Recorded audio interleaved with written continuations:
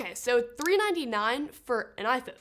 But oftentimes with a great price comes sacrifices. The question is, how big are those sacrifices and are they acceptable? Well, I've been using the iPhone SE 2 since its release, and I have some good news, but I also have some bad news, plus a pricing issue that we gotta talk about. Welcome to my review of the iPhone SE 2020 edition. Let's dive right in. So one of the biggest features with this phone, and for sure the framing factor, is the price. The price dictates who the customer is going to be, how Apple markets this phone, and what shortcomings are acceptable. But the price is variable, meaning that in the United States, this phone costs $399, but in India, it's actually cheaper to get a OnePlus 8 than it is to get an iPhone SE 2. So that means that the recommendation is also going to be variable depending on where you live. So I'm going to address that towards the end of this video, but for now, this phone is $399 in the United States, and that's the lens I'm looking at it through. So by first glance, the iPhone SE 2 looks like the iPhone 8, with the small 4.7-inch display, rounded corners, and thick bezels. The back has been touched up though, with the logo centered and other branding removed, so it's a cleaner looking 2017 flagship. Okay, so I'm obviously roasting the design a little bit, but there are certain aspects of the phone that I actually enjoyed and kind of missed on newer flagships, starting and ending with the home button. So the home button is not only great for getting that tactile feeling, which I actually missed, but it's also really nice for having Touch ID. So on the newer iPhones, the only biotech way of getting into the phone is facial recognition, and it works, but Touch ID, in my opinion, is a lot more reliable, and it's also easier to use. Like, I don't have to worry about positioning my face in a way for the scanner to read it. So that was a nice change to have that back. And on some newer Android phones, like many Android phones, there's an in-screen fingerprint sensor, but I just found that this actual sensor is just a little bit faster and more reliable for my particular finger. The bezels do, of course, date the phone a little bit and make it look a lot less futuristic, but I don't think that they're going to be a big deal to most people. I've mentioned bezels to many general consumers in my life, and most of them didn't know what the word meant or why it mattered. So there's that. I do know, though, for people that are buying this phone that are techie but they just want a more affordable option, they probably will notice the bezels, but take it from me, someone that loves the bezel-less displays, I don't love it, but I got used to it pretty quickly. And the display is actually pretty good. On paper, it seems dated, but in real life, I didn't have any major issues with it. Colors are bright and accurate. The touch responsiveness feels pretty fast, even though it's only a 60 Hz display.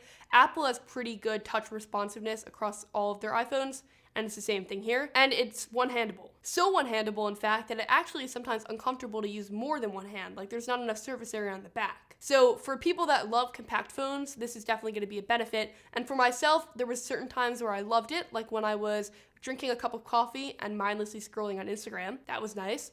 Or when I was trying to put my phone in a pocket or something. As we know, girls' pockets, they're tiny, so this is the perfect companion phone for that. But then there were other times where I kind of longed for my phones that have bigger displays, like when I was watching Netflix or a YouTube video, or even just typing on the keyboard if I was scripting out something or writing a long email.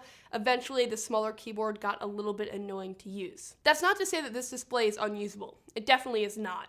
But what I will say is when I'm on my OnePlus 8 and I'm watching a YouTube video, I don't long for my tablet, but when I'm on the SE 2, I do. The display also gets bright, but not as bright as I would like it to, so I often find myself using max brightness more often on this phone than I do on other phones. And this display also lacks double tap to wake, which I guess I use all the time because I find myself multiple times throughout the day double tapping my phone and then waiting in confusion before I remember.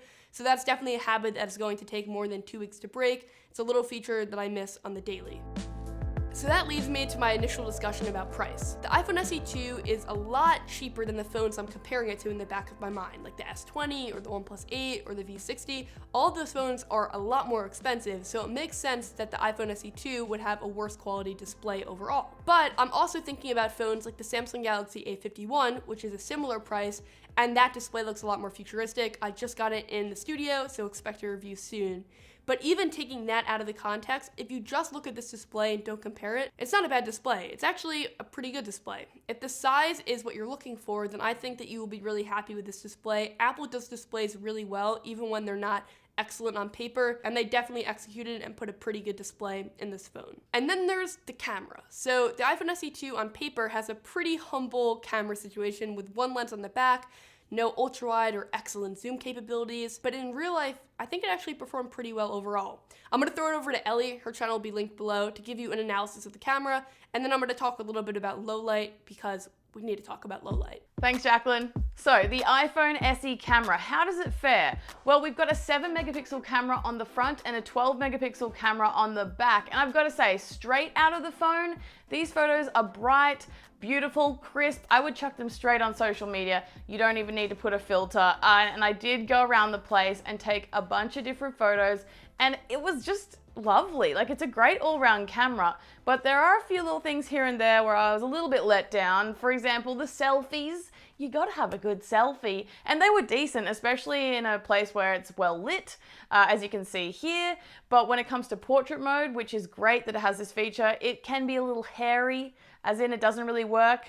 But with hair, like, look at my hair. It was fuzzy and weird, and I don't know what it was doing, but this is a problem we see often with the portrait mode on mobile phones, and I think the SE let me down a little bit here, but maybe it was just this particular occasion. But let me just say, when it comes to the back-facing camera, I'm not let down. This is a high-quality camera, and the photos it produced were stunning. I absolutely loved it. With just a couple of nice angles and beautiful daylight shots, I'm so impressed. It does get a little bit low quality when you zoom in. At just only a 2x zoom inspecting this photo, it gets grainy pretty quick, and sometimes these photos can be a little bit soft. But I've got to say, overall, for $399, this is a great camera, or both of them are pretty good for the price. And if you're upgrading from a 6, 6S, or 7, just do it. Thanks, Ellie. That was a great analysis. Spot on.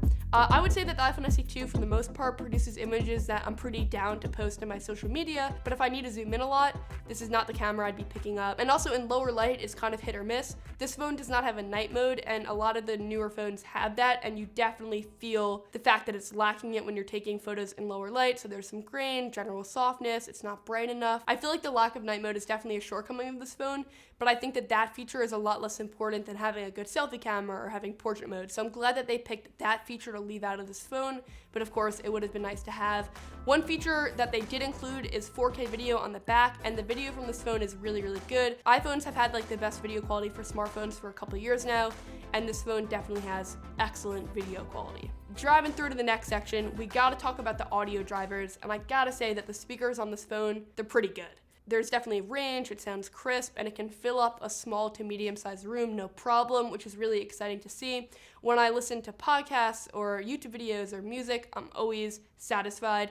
If you want to listen to my favorite podcast right now, which is mine, you should totally check it out. This is a shameless plug. We have 3 episodes out right now, and we would love to hear what you think about it. So linked in the description, but definitely really happy with the speaker performance on this phone. Coming down from that high though, we got to talk about something not low, but mediocre, and that's the battery. So on paper, it's a 1,960 milliamp hour battery.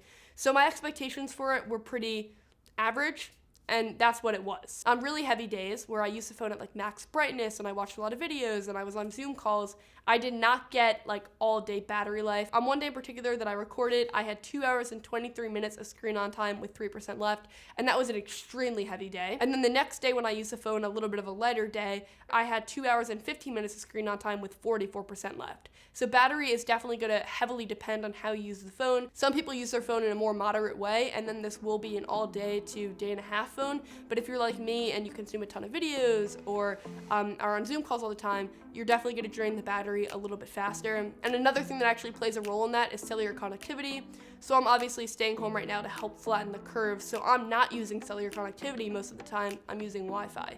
So cellular connectivity will definitely impact the way this battery life is, but holistically, from talking to a bunch of people and using it myself, it seems like decent battery life. It's not horrific, but it's not like V60 good. It's somewhere in the middle of being like, okay. It does have wireless charging though, which is a benefit, and it also charges really fast because the battery is so small. So if you're a heavy user, but you have access to an outlet for some of the day, I think this battery will be no problem for you.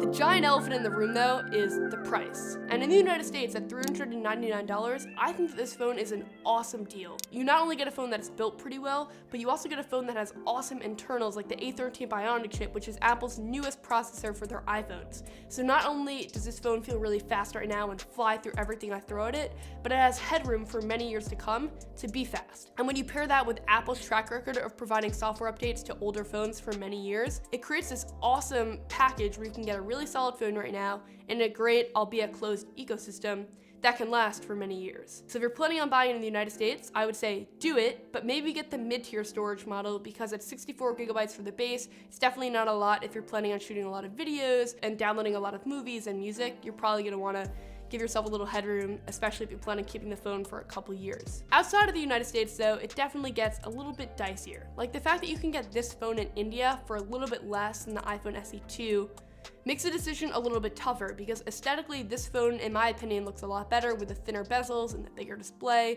It looks a lot more futuristic and more premium than the iPhone SE 2 with its thicker bezels and the much smaller screen. But I think that the iPhone SE 2 does have certain advantages over the OnePlus 8, like being a more compact phone. If you're interested in a compact phone, obviously this is a much better choice, and it also has smaller things like wireless charging.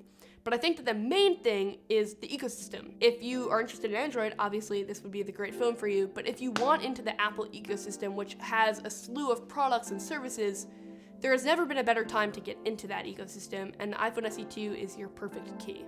I want to know what you think though of the iPhone SE 2. Drop a comment below. Check out this video I just made about the V60, which is a phone that does a lot more than just keep the headphone jack. It's kind of flying under the radar. And I'll catch you in the next video. Be sure to subscribe and turn on the bell. Thanks for watching. Bye.